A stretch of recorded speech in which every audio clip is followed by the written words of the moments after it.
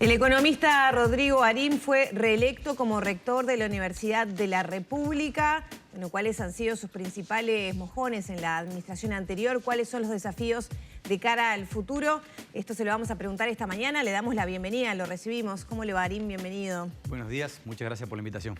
Gracias por estos minutos. Bueno, amplio apoyo para su reelección, en un contexto muy particular, que bueno, toda la movilización, de hecho hoy hay un paro en la UDELAR por la rendición de cuentas. ¿Qué desafíos se traza para esta nueva gestión? A ver, yo le diría que hay dos grandes familias de problemas o temáticas que vamos a tener que tratar en los próximos años. Uno tiene que ver con lo que tú planteabas, la inmediatez de algunos problemas.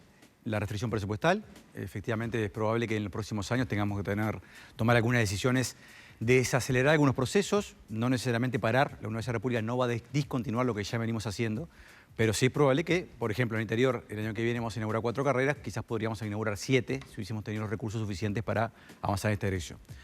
Pero esto lo digo sin dramatismo, me refiero, tiene que ver con asumir una restricción presupuestal en el 2023 que nuevamente nos vas a encontrar discutiendo a nivel del Parlamento Nacional sobre algunos proyectos de largo aliento de la Universidad de la República.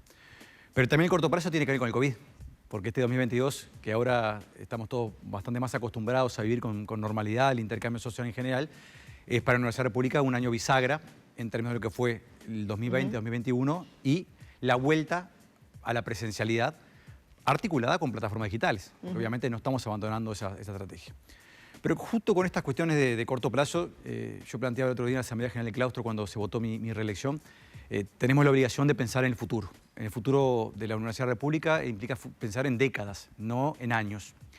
Y eso implica avanzar en algunos programas que fomenten la calidad de la investigación en todas las áreas disciplinarias de la Universidad de la República, avanzar también en la estructuración y en la innovación en el plano de los posgrados, y también, por ejemplo, en el acompañamiento en el ingreso a la institución de estudiantes, que por suerte son mucho más numerosos que antes. Están ingresando en la Universidad de la República 22.000 estudiantes, 21.000 estudiantes en el correo del 2022, que requieren también otra estructura de apoyo. Y nosotros tenemos muchos programas, pero relativamente dispersos para atender esa transición. Y hay otro gran desafío de largo plazo, que es pensar la estructura que la Universidad de la República necesita para las próximas décadas. ¿Sí? Estructura de gobierno, de gestión, estructura si quiere, de articulación también con otras entidades públicas, en particular con el sistema educativo en general. Y creo que tenemos que darnos el espacio en los próximos años para hacer propuestas concretas que nos permitan avanzar en esta dirección. Legisladores del oficialismo han destacado su tarea al frente de la Universidad de la República, más allá de algunos cuestionamientos puntuales como se hace desde la universidad, y creo que toda la intergremial, sumado además a las propias autoridades de lo que tiene que ver con el presupuesto. En ese sentido, y usted mencionaba la pandemia, las plataformas digitales, cómo se ha ido trabajando, ¿cómo ha sido llegar a esa situación, ¿no? de poder mantener algunas, o sortear esas dificultades y dejarlo, ese modelo híbrido? ¿Se puede mantener? Porque en su momento eran algunos cuestionamientos que hacían estudiantes, sobre todo del interior del país, muchas veces madres con hijos que querían venir a estudiar, pero se les presentaba esas situaciones. ¿Queda abierta esa posibilidad?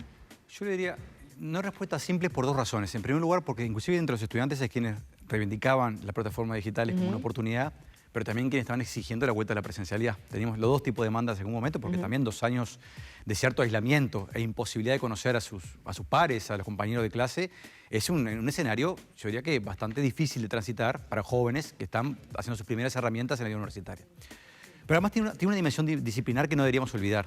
No es lo mismo pensar las plataformas digitales en formaciones que requieren mucha interacción con sistemas biológicos, veterinaria, agronomía o clínica, medicina, todo el área de salud en general, o bellas artes, las artes en general, que requieren también un cierto nivel de interacción. Y las ciencias también, bueno, ¿no? O la experiencia de laboratorio, que pensarlas en otras áreas donde quizás es posible definir algunas trayectorias un poquito más largas sin una afectación importante de la calidad en plataformas digitales o en modelos híbridos.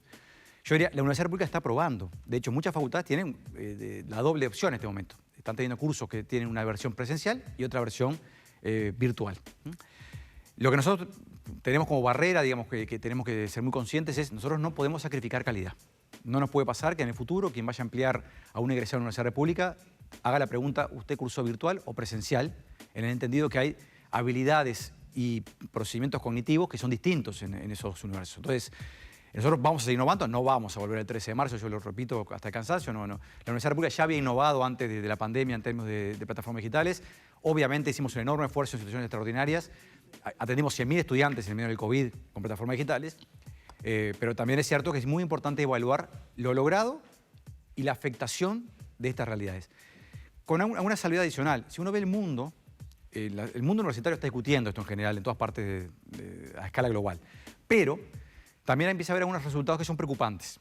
Por ejemplo, en Estados Unidos hay unas primeras evaluaciones que indican que la virtualidad no afectó la calidad del aprendizaje de los sectores más pudientes de la sociedad, pero los estudiantes con más nivel de vulnerabilidad tuvieron dificultades. Entonces, ahí creo que hay que ser cuidadosos. En el seguimiento, en el apoyo, en... Exactamente, en la posibilidad de seguir en forma adecuada cursos, porque esto tiene que ver también con el grado de autonomía del estudiante, ¿sí?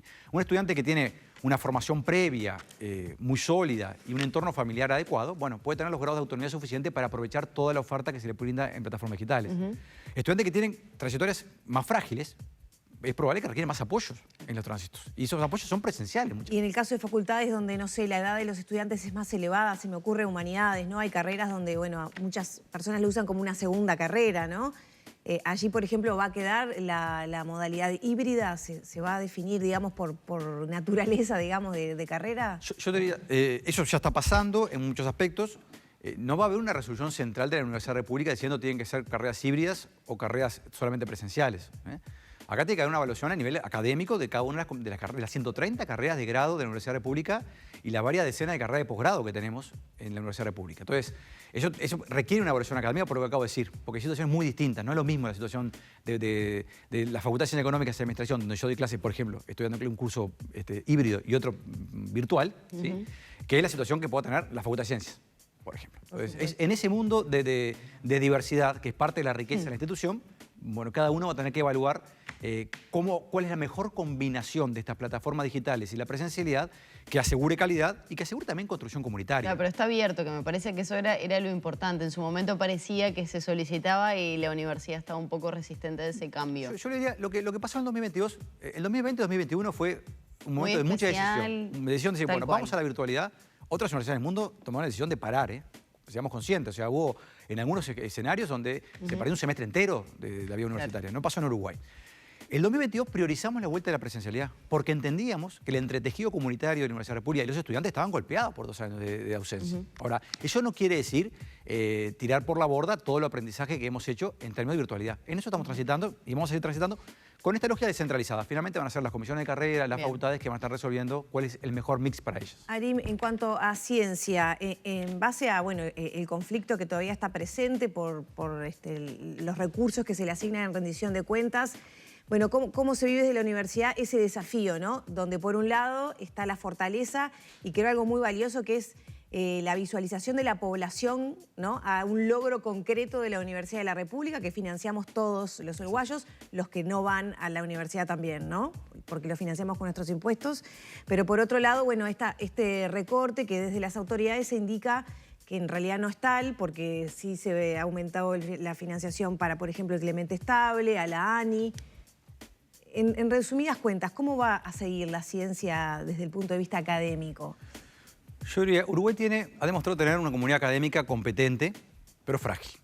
Digo, competente porque claramente la composición que tenía actualmente le dio respuestas muy razonables al país en un contexto difícil como fue el COVID. Pero es frágil porque efectivamente Uruguay sigue teniendo niveles de inversión en ciencia y tecnología y en educación superior que son magros en la comparación internacional. ¿Cómo estamos rankeados? Para hacer un paréntesis, por ejemplo, con Argentina, Brasil, Estamos por Chile. debajo de la región. Estamos en todos los casos por debajo de la región con niveles de desarrollo parecidos a Uruguay, por debajo de Argentina, inclusive en esta circunstancia que está atravesando Argentina. Ni hablemos de Chile ni de Brasil. Estamos claramente por debajo de esos países. La OCDE de los países desarrollados tiene nivel de inversión que están claramente por encima, en algunos casos llega al 3 puntos del PIB. Nosotros estamos en medio punto del PIB. ¿Sí? Entonces, estamos muy lejos de los estándares razonables en cuanto a inversión en estas áreas. Y yo creo que lo que estamos afectando más es la posibilidad y las oportunidades objetivas que las y los jóvenes que están terminando su formación de doctorado, por ejemplo en Uruguay o en el extranjero, tengan chances de desarrollar su creatividad en el país. Por ejemplo, que la Universidad República no tenga recursos incrementales en este momento, afecta a la enseñanza, pero afecta también la investigación presente y futura del Uruguay. ¿Por qué? Porque no estamos generando oportunidades para quienes hoy terminan su formación a nivel de posgrado puedan insertarse dinámicamente en la creación de conocimiento. La Universidad República es el 80% del sistema. El resto del sistema tampoco está creando oportunidades en forma dinámica. Entonces, eso es problemático porque hay algunas generaciones de jóvenes que es probable que encuentren otra inserción fuera del país, son demandados y reconocidos, O alternativamente se inserten en otras ramas de la actividad, pero no como investigadoras o investigadores. O sea, ¿va a haber También- menos cupos para, digamos, los estudios de PEDESIVA? No para los estudios. El problema es cuando egresan de esos estudios. ¿Qué hacemos con un estudiante que termina su doctorado?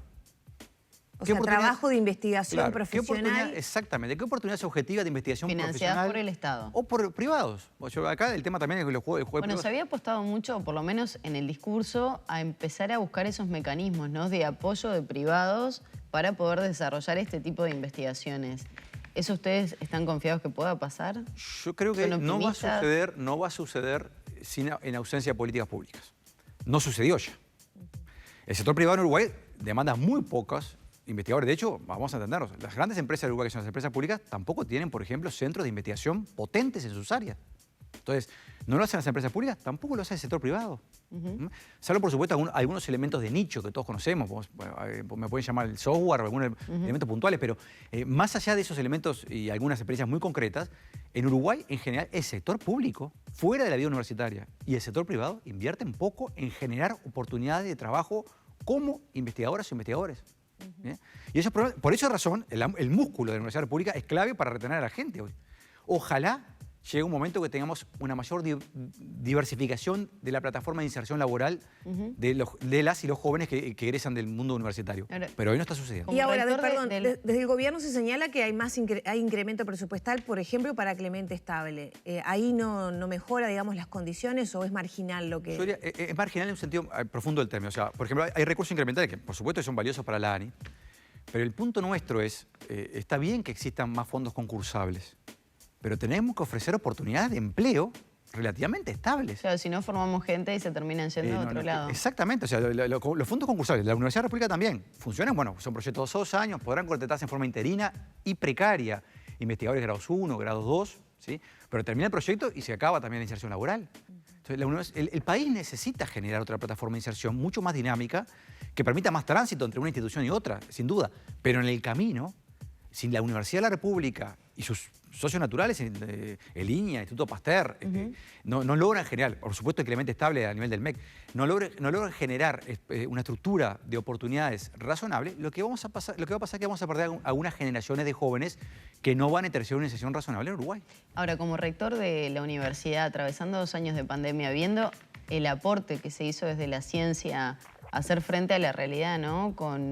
Pienso de repente centros de testeos, los propios hisopados que se trataron de hacer acá, abaratar costos. ¿Cómo lo toma como el presupuesto que se le termina dando a la Universidad de la República? ¿Qué evaluación se hace? Una reflexión breve nada más de lo que dejaron los 2 años y lo que se termina traduciendo en el presupuesto para la universidad. Yo creo que los 2 años dejan un reconocimiento social de lo que ha hecho la universidad, y en particular los investigadores, no la institución, ¿no? Son los jóvenes investigadores que se pusieron al lomo muchos de estos problemas, que es importante, es un activo que tenemos que preservar. Mi sensación en esta rendición de cuentas es que ha sido desafortunada por lo menos en 3 aspectos. No solamente porque no hay incremento presupuestal, y sí lo había para otras entidades como ANEP o el mismo ACE al respecto. Sino porque, recuerda que estuvimos casi 3 meses discutiendo sobre la eliminación del adicional de Fondo de Solidaridad. Que nosotros no estamos en contra de que se elimine, lo que estamos en contra es que se elimine sin contrapartidas financieras. Entonces pasamos buena parte, muy desgastantes, de 3 meses viendo cómo se reponían esos fondos. Finalmente se encontró una solución que no es perfecta, pero hay un camino de solución al respecto. Pero en lugar de pensar en el futuro de Uruguay y cómo creamos oportunidades, la Universidad de la República tuvo que desarrollar una estrategia muy defensiva sobre intentar preservar unos recursos que ya tenía asignados, por ejemplo, ahora en el interior, muy importantes, ¿no?